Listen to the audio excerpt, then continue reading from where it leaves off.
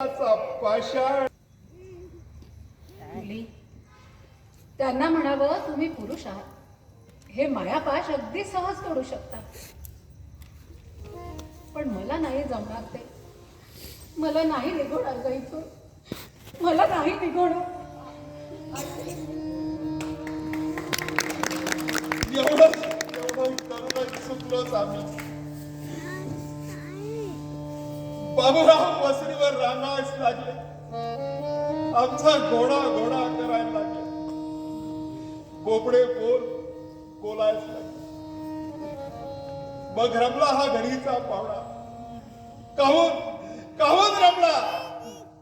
पार्वती, तुझा नवरा हा माणसासारखा माणूसच आहे, देव नव्हे, दगडही नव्हे. मग आबा जाण्याची एवढी घाई का? इतकी तळमळ का? आयुष्यभर जो ध्यास मनी बाळगला तो विसरता कामा नये.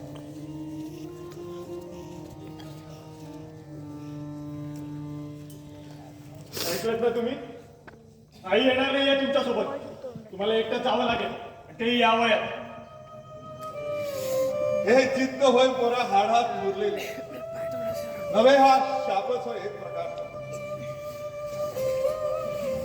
खमारीकर वाव उदार साहेब,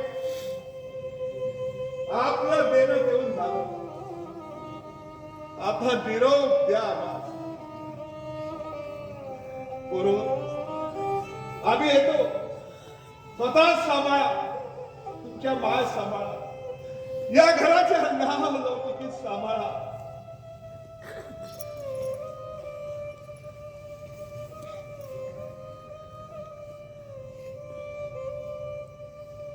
आबा, आबा हे काय?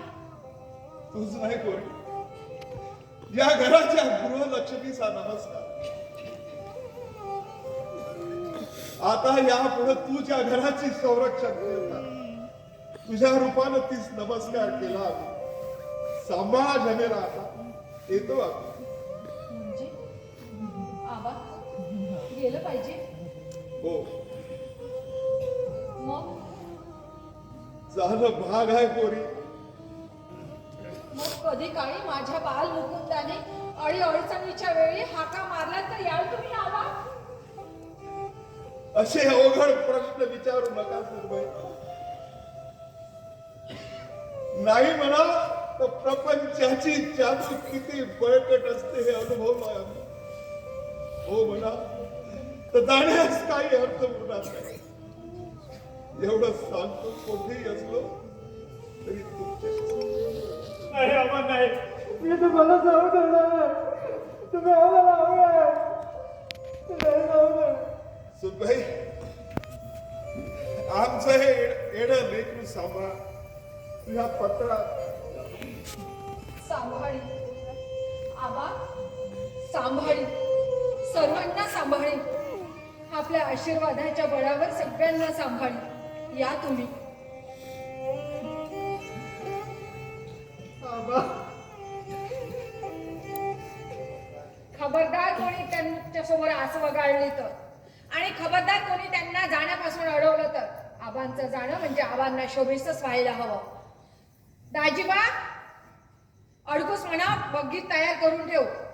लोक बाहेर आले असतील सोनं द्यायला, त्यांना म्हणावं आबा येत आहेत, थांबा थोड्या वेळ.